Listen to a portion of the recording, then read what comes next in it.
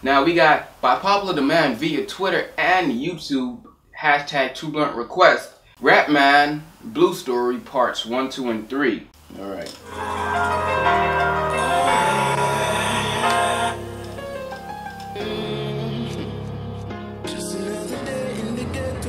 Things used to be blessed, now it's all stress. Sometimes when things change, it ain't always for the best. Things used to be blessed, and now it's all stress. Sometimes when things change, it ain't always for the best. See, Timmy was 11 years old. He just left primary, was feeling kinda bold. His secondary school was outside his own bits. But if you ask him what's beef, he say you have it with your chips. A little young boy is not yet mature, and his mother wanted to know the postcodes was at a war. She just sent us out to school. The Ofsted said that it was cool. She didn't know what he was about to go through. Let me tell you how it went. See, Timmy had a group of close friends, and every day in school he hung around with them. Yeah, those were his boys. On the bus they're always making up noise. Young kids in life just trying to enjoy it, and ain't nothing wrong with that. His family never had a lot of cash. Yeah, he's always been the opposite of flash, but he knew how to scrap. And plus he told jokes and all that. Overall he was a popular lad, but things were soon about to change. See, one day his boy came to class, I bust and his arm in the cast. Timmy's like, what the fuck? Marco's like, I got jumped. Timmy's like, by who? Different guys from your pops. On the weekend I went there to link a chick, and they moved to me straight and said I'm not from the bigs. Next thing I know, I'm getting hit with a brick, and the time I woke up, I was looking like this, man. They broke my fucking wrist. You can see Tim was pissed. Marco's like his best friend, he had to be him. He told his boy Marco, you know I've got your back. Marco screwed him in his face and then turned his back. Timmy's like, what's wrong? Marco's like, what you mean? The man are from your end, so that means you're on their team. I'm a Peckham boy and you're a GB. That's two different sides, so that's you against me. Timmy looked back, Marco, are you mad?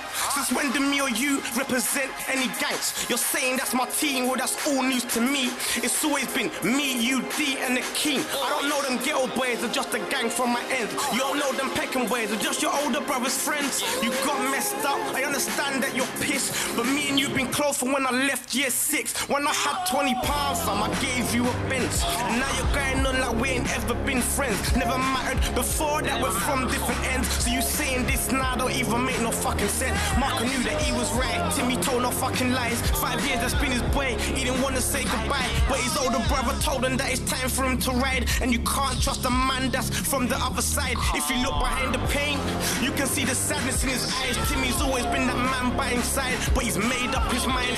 He looked him dead up in the eye and said, from now on, I'm no longer your guy. Tim wanted to speak, but he still had his pride, so he moved to the left and let Marco walk by. R.I.P. man, that friendship just died, all because the council housed them on different sites. Sad fucking times. R.I.P. man, that friendship just died, all because the council housed them on different sites. Timothy, sit down. Well, okay. Timothy, I said sit down.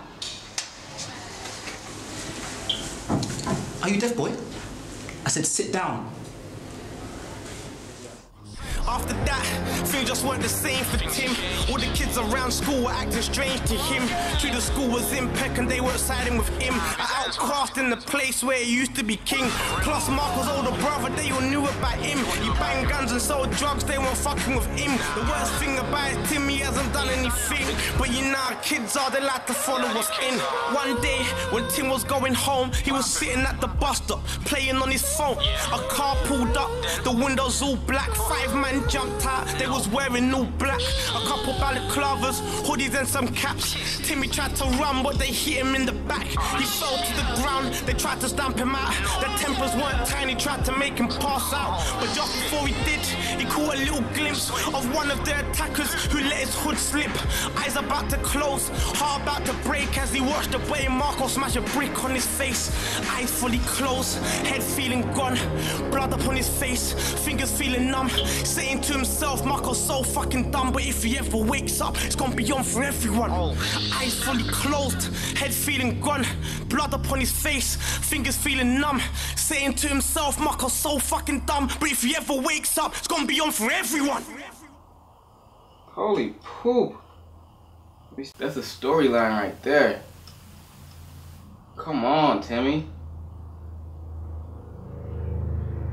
Damn.